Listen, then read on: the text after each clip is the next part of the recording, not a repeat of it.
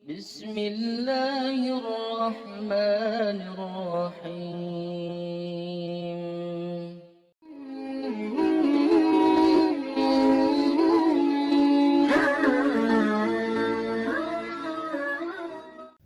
Bismillahirrahmanirrahim. Assalamualaikum warahmatullahi wabarakatuh. Sahabat beriman yang dirahmati Allah, salat subuh merupakan salat yang mungkin bagi sebagian orang sulit untuk dilaksanakan dengan tepat waktu karena sulitnya untuk bangun pagi. Sebelum salat subuh dilaksanakan, ada waktu-waktu sholat terbaik, diantaranya sholat tahajud dan sholat sunnah sebelum subuh, yang begitu banyak membawa kebaikan bagi yang mengerjakannya. Sholat sunnah subuh dilaksanakan sebelum sholat subuh. Itu sendiri dilakukan dan dianjurkan untuk dilaksanakan di rumah, sebab merupakan sholat sunnah. Berbagai kebaikan akan didapatkan dan akan menjadikan seseorang tersebut disiplin dalam melakukan sholat. Sahabat beriman yang dirahmati Allah, inilah 15 keutamaan sholat sunnah sebelum subuh.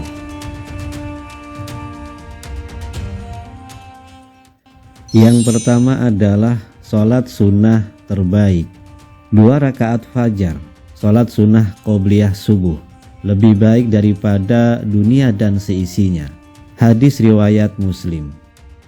Salah satu keutamaannya adalah menjadi sholat terbaik di antara sholat sunnah lainnya, sebab dianggap lebih baik dari dunia dan seisinya.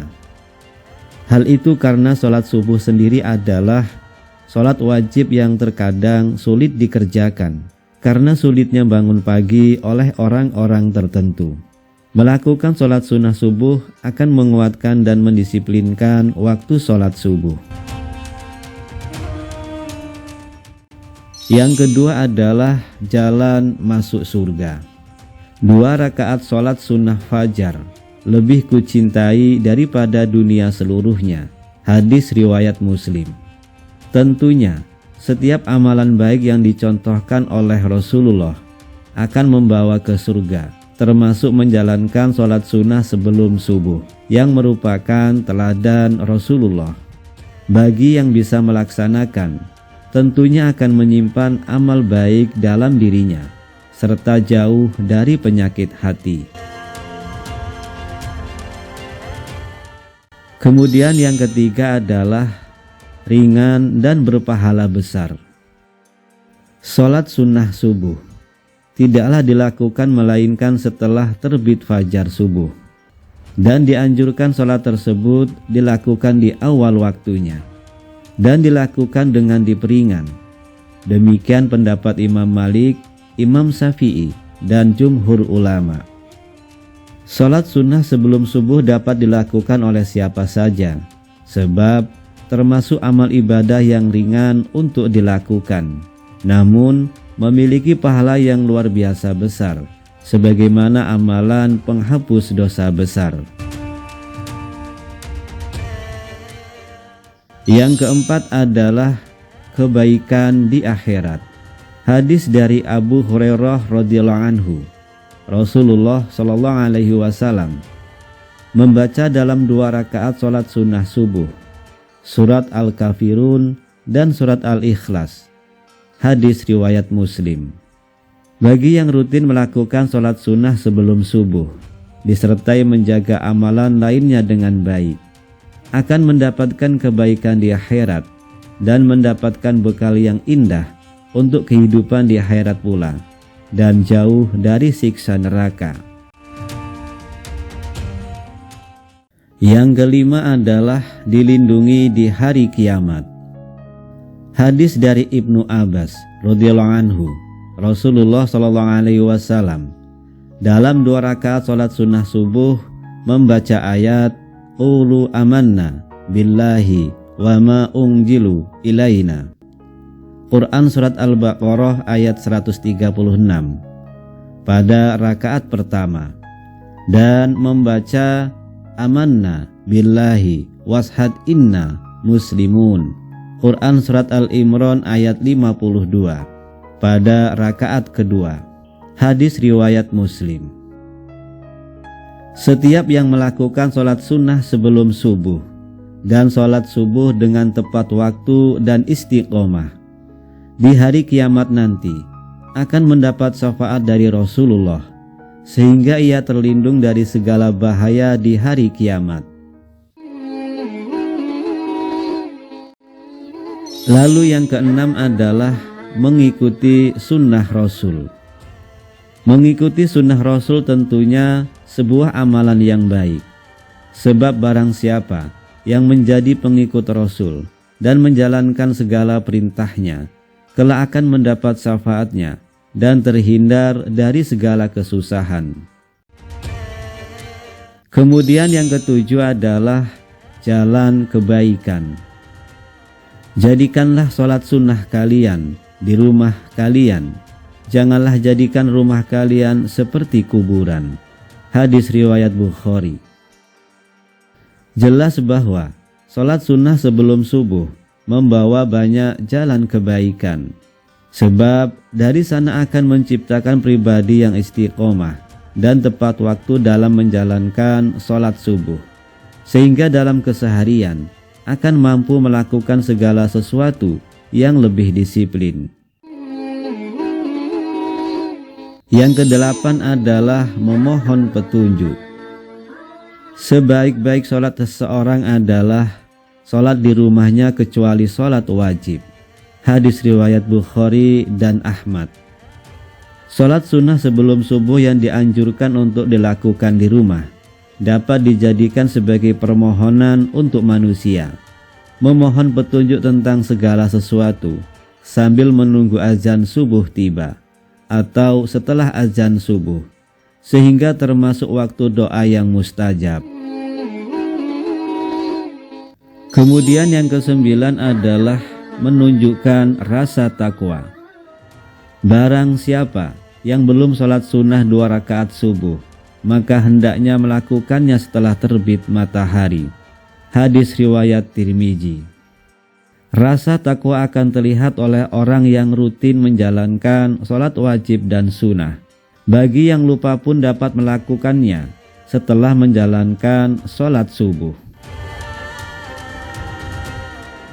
Yang ke-10 adalah diampuni dosa-dosanya. Dari Qais bin Qot radhiyallahu anhu bahwasannya ia sholat subuh bersama Rasulullah SAW dan belum melakukan sholat sunnah 2 rakaat qobliyah subuh. Ketika Rasulullah SAW telah salam, maka ia pun salam bersama beliau. Kemudian ia bangkit dan melakukan sholat 2 rakaat qobliyah subuh. Dan Rasulullah SAW melihat perbuatan tersebut dan tidak mengingkarinya. Hadis riwayat Tirmizi. Jelas bahwa setiap perbuatan baik akan menjadi jalan pengampunan dosa-dosa. Sholat sunnah sebelum subuh yang dilanjutkan dengan banyak membaca zikir kepada Allah tentunya akan menjadi jalan untuk pengampunan dosa dan menjadi jalan untuk lebih banyak melakukan kebaikan, sehingga terlindung dari segala keburukan. Yang ke-11 adalah kebiasaan baik.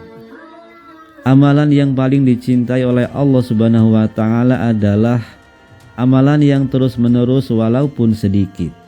Hadis riwayat Muslim. Rasulullah SAW mencela seseorang yang tidak terus-menerus dalam beramal. Dikisahkan oleh sahabat Abdullah bin Amr bin Al-As radhiyallahu anhu, Rasulullah SAW berkata kepadaku, "Wahai Abdullah, janganlah engkau seperti si fulan. Dulu dia biasa mengerjakan sholat malam, namun sekarang dia tidak mengerjakannya lagi." Hadis riwayat Bukhari. Sholat sunnah sebelum subuh akan menjadikan seseorang memiliki kebiasaan baik, sebab terbiasa bangun pagi dan melakukan sholat tepat waktu. Kita pun menjadi pribadi yang disiplin dan penuh kebaikan, dan bisa memberi contoh kepada orang terdekatnya untuk melakukan kebaikan yang sama pula, sehingga kebaikan akan lebih banyak menular. Sahabat beriman yang dirahmati Allah, yang ke-12 adalah mendisiplinkan waktu sholat. Aku tidaklah pernah mendengar Rasulullah SAW mengerjakan sholat sunnah yang lebih semangat dibanding dengan sholat sunnah 2 rakaat sebelum fajar. Hadis riwayat Muslim.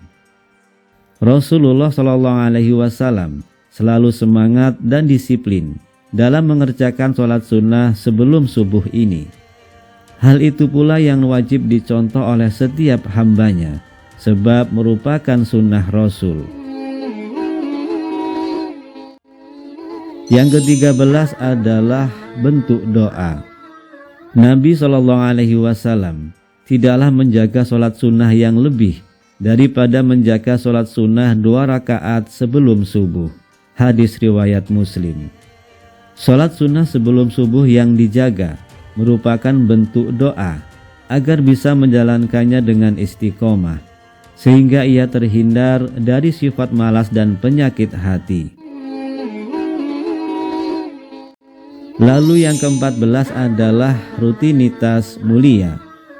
Ketika terbit fajar subuh, Rasulullah SAW tidaklah sholat kecuali dengan 2 rakaat yang ringan. Hadis riwayat Muslim. Jelas bahwa melakukan sholat sunnah sebelum subuh adalah rutinitas yang mulia, sebab tidak semua orang mampu melakukannya. Sholat sunnah sebelum subuh dapat mendekatkan kepada setiap kebaikan, seperti disiplin di waktu sholat dan terbiasa beraktivitas sejak pagi. Hal itu tidak hanya akan bermanfaat untuk akhirat saja, namun juga menanamkan kebiasaan baik untuk duniawi, seperti terbiasa melakukan segala aktivitas sejak pagi dan terbiasa melakukan segala sesuatu dengan disiplin, sehingga ketika melakukan segala sesuatu menjadi lebih baik dan menjadi lebih terarah. Yang ke-15 adalah teladan Rasulullah. Antara azannya muadzin hingga sholat subuh.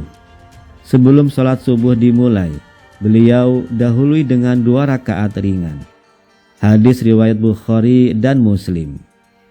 Rasulullah selalu memberi contoh untuk melakukan sholat sunnah sebelum subuh dan selalu rutin menjalankannya, serta menjadikan hal tersebut sebagai salah satu teladan baik. Hal itu pula yang wajib dicontoh oleh kita semua sebagai umatnya, walaupun dilakukan dengan rakaat yang ringan, namun memiliki keutamaan dan pahala yang begitu besar, serta memiliki berbagai dampak baik bagi kelanjutan sholat subuh yang dilakukan dan bagi segala aktivitas lain yang dilakukan. Setiap yang melakukan tentu akan memiliki kebiasaan baik dan menjadi seseorang yang lebih disiplin dan lebih istiqomah dalam beribadah dan dalam kehidupan sehari-hari. Demikian yang bisa saya bagikan. Semoga bermanfaat untuk kita semua. Assalamualaikum warahmatullahi wabarakatuh.